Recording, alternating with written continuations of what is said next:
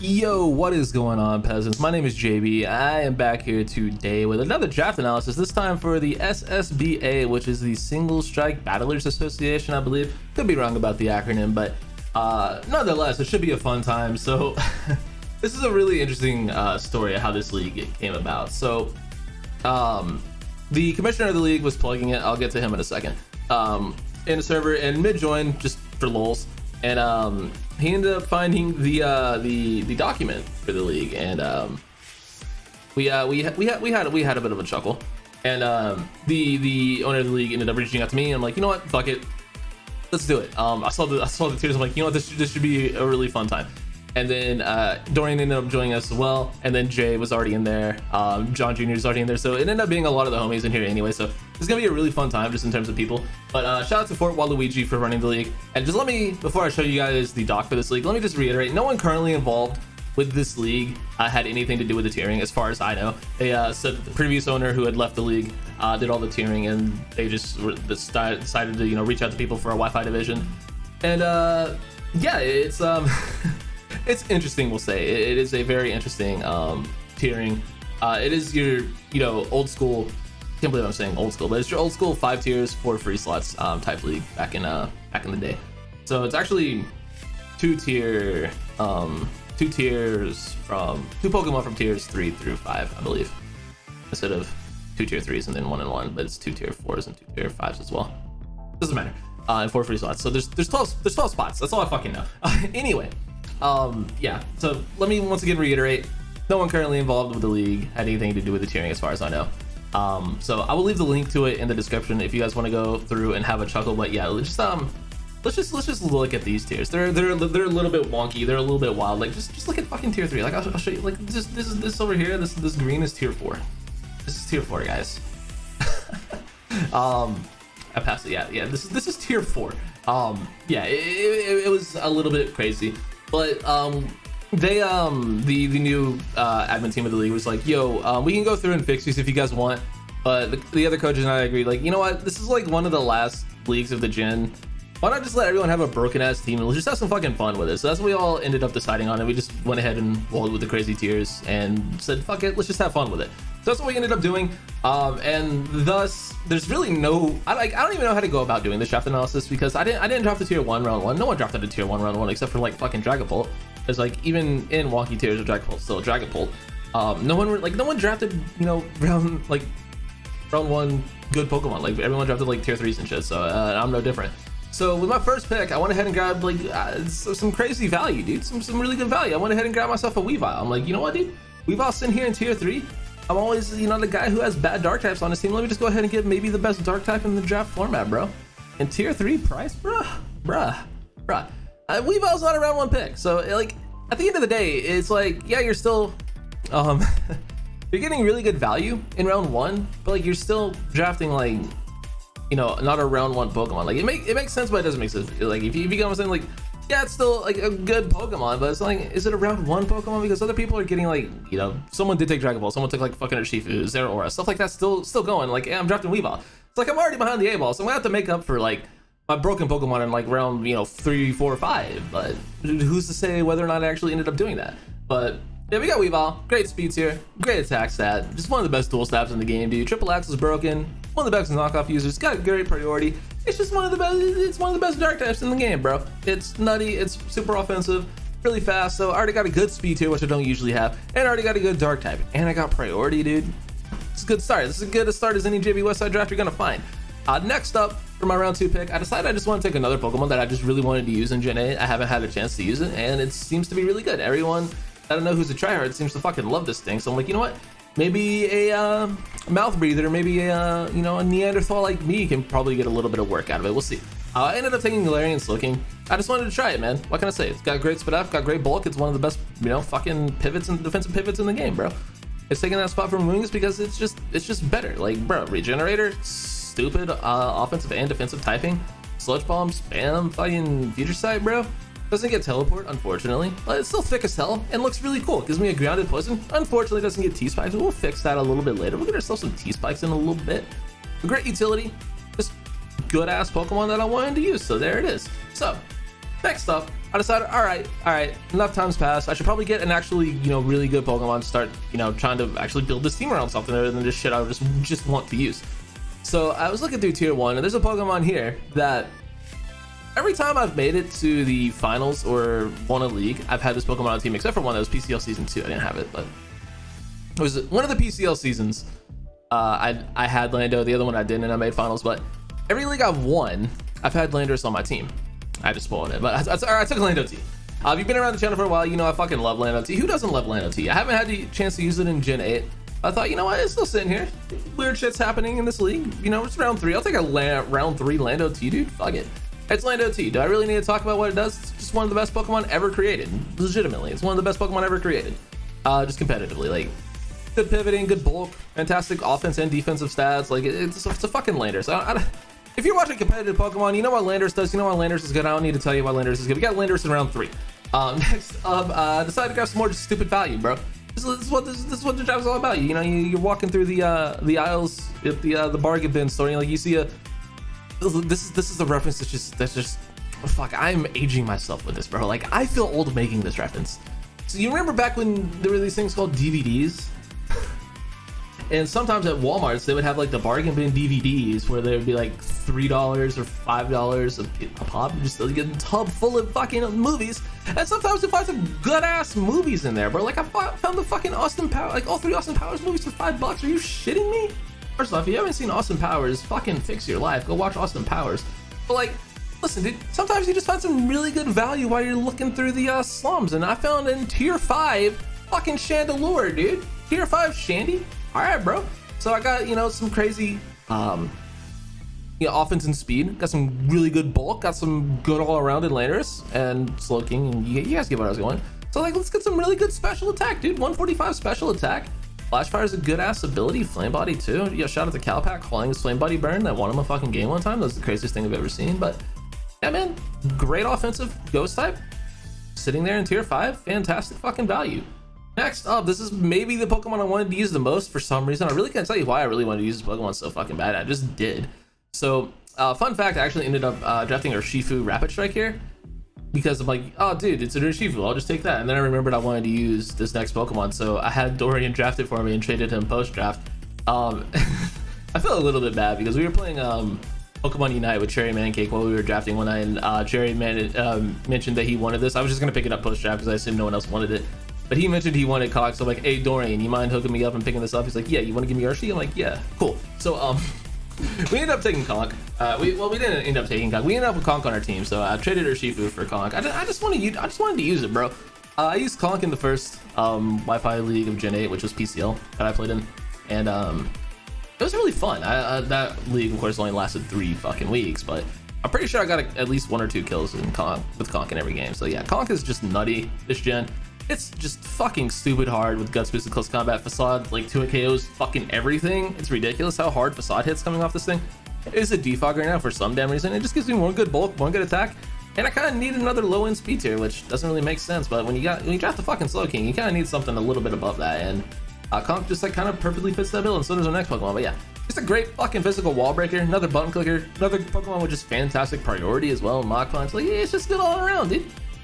Next up, this thing was again just sitting there. I'm like, hey, this is another really cool Pokemon that I've never gotten a chance to use. I used it in the NCP tour, but we got Clefable. Yeah, we got Clef, dude. We got young Jeff Fable, if you will. But yeah, shout out to JV. He's really talked up Clef a lot, and really made me respect how just much better of a fairy Clef is than everything else in the format except maybe Tapu Fini and Sylveon. Like, those are, in my opinion, the top 3 fairies in draft, and Clef is, I think, by far the best of those 3. I don't really count Coco as a true fairy. I mean, it's more of just like an offensive pivot than just breaker, but it is technically a fairy. But I'm gonna piss someone off with that one. But yeah, Clef gets fucking everything, and it's like the original Gen 1 normal type. Obviously not a normal type anymore, but yeah, it's like the original gets fucking everything Pokemon, because it's Gen 1 and it was a normal type at one point. But yeah, it literally gets everything: rocks, status, recovery, setup, fucking just all of the things. It doesn't die. It's one of like my least favorite Pokemon to prep for, so I'm like, you know what, this late in the draft, I'm gonna get Clef. I'm gonna get the best fairy in the draft league and draft format, and I'm just gonna have some fun with it. We're just gonna make do. Next up, I need myself an electric type. I need myself another pivot, and why not get myself a water immunity while I'm at it? We got ourselves a Heliolisk, dude. Fits all those bills.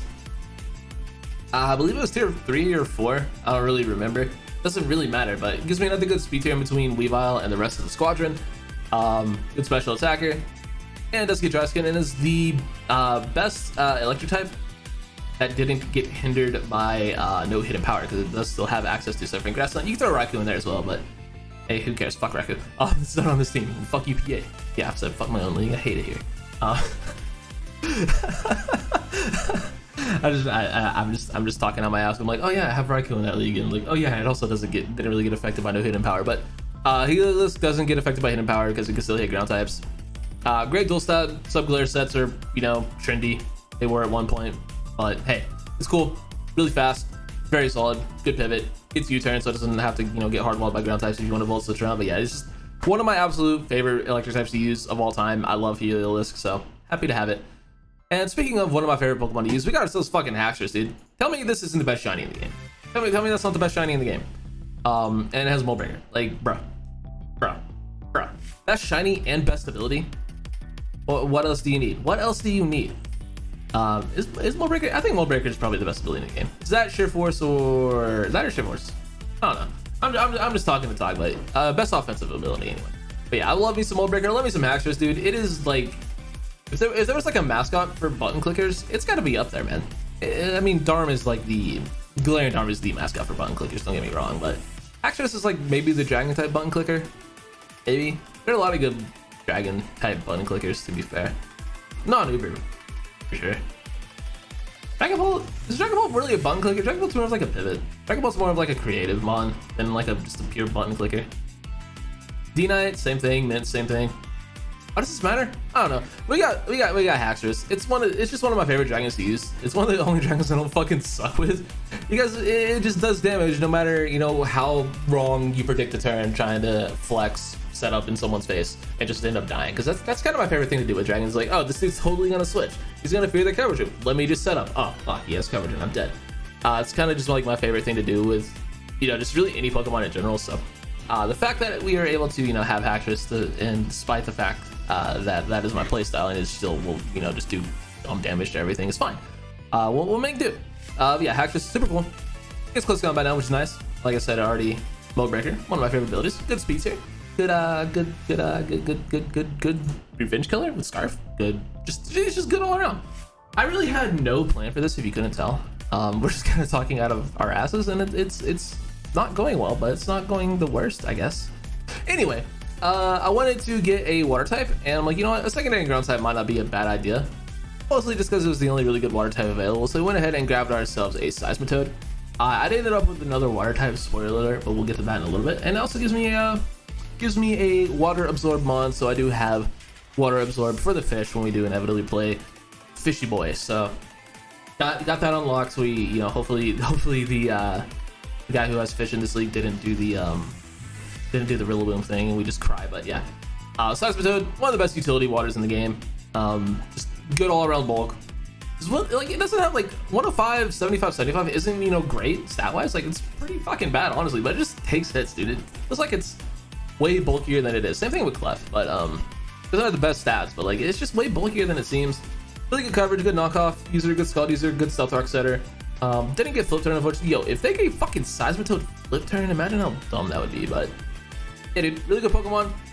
One of my most used waters last gen. It's kind of like a throwback team. Not really, because there are some Pokemon coming up I haven't used, and there's some Pokemon I don't really use a lot anyway. But fucking Seismitoad, Haxorus, Heliolisk, Conk, Lando, Shandy, Weavile, like, you can see 1, 2, 3, 4, 5, 6, 7 of these Pokemon I drafted all the time in Gen 7 and like some in Gen 8 as well. So like, yeah, over half of this team I've drafted a fuck ton. So it's kind of like a throwback squad, I guess you could say. But anyway, next up, needed a Steel type, and you guys know how I feel about Steel types. They all suck except for like the really high end ones. Well, I grabbed a tier 5 one, but it really shouldn't be a tier 5. So we got Escav. I'm not the biggest fan of it, but it's good enough. Got some really solid bulk, a great attack stat, but it's slower than shit. And it dies to fucking Ember, so gotta be very careful about that. We'll make do though. Yeah, gets a lot of great coverage. Just a really solid hard-hitting still type. Like, I don't know, dude. You guys know how I feel about stills. It's one of the better ones, though. I will say that. It is a legitimately decent still type, so happy to have it. Hopefully it plays its role of living Moonblast and smacking the shit out of fairies. So hopefully it can do those things. And living hits from dragon types and stuff like that. Like, hopefully it just does still type things, dude. Hopefully it just, you know, does still type things. Next up, I was, this is another post-draft transaction. I'm like, you know what? What did I have? I'm looking at the Discord right now. Okay. So I had Lycanroc Knight and Cryogonal in these two spots. I'm like, you know what? Cryogonal kind of sucks. I don't really want to use it. I like Cryogonal a lot. I don't know. I didn't really want it. I didn't have any hazards on this team outside of just Stealth Rock. So I'm like, you know what? Let's just get rid of Cryogonal. Let's ditch that thing and pick ourselves up a different ice type with removal as well as hazards. So maybe you can figure out where I'm going with this. But we ended up picking up Cloyster. I know Cloyster is a little bit controversial right now because King's Rock just got banned, but I don't know if it's, I don't think it's banned here. Maybe we'll King's Rock some people. Maybe we will, maybe we won't. We'll definitely Shell Smash some people for sure. But Cloyster is super underrated. It's super underappreciated as a hazard setter. Obviously, it has, you know, 45 speed F. We don't really want to talk about that, but it can live any fucking physical hit you need to do, dude. 180? That's kind of nutty. It's a decent, you know, solid, respectable rapid spinner, which there are very few respectable rapid spinners in the game. So that's very nice, but it gets fucking spikes and T-spikes. Did you know that? Did you know Cloyster gets spikes and T-spikes? It also gets teleport. Didn't get flip turn, but at least they gave it teleport. Would have, you know, liked for it to have flip turn because it's, you know, just as good, but like teleport's not really great on Pokemon like Cloyster. Let's be real. But flip turn would have been fucking phenomenal on Cloyster. Unfortunately, we don't have that. But yeah, good hazard control.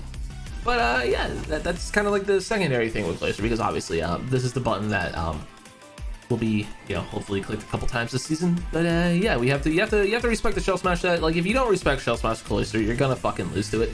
So gotta respect it, gotta be on the lookout for it. But other than that, really solid hazard control. Should be pretty decent at that. And then last and certainly not least, I dropped Lycanroc Midnight for Lycanroc Day. Dorian had Lycanroc Day and picked up Lycanroc Dusk. All three of them were in the same tier, which happened. But yeah, he got Dusk, and since he drafted the Pokemon that I wanted him to draft, I'm like, okay, you can have Dusk, I'll take Day.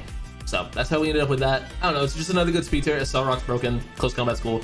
Doesn't get Tough Claws, which is unfortunate, but hey, it's still a decent Pokemon, good speed tier, good hazard setter.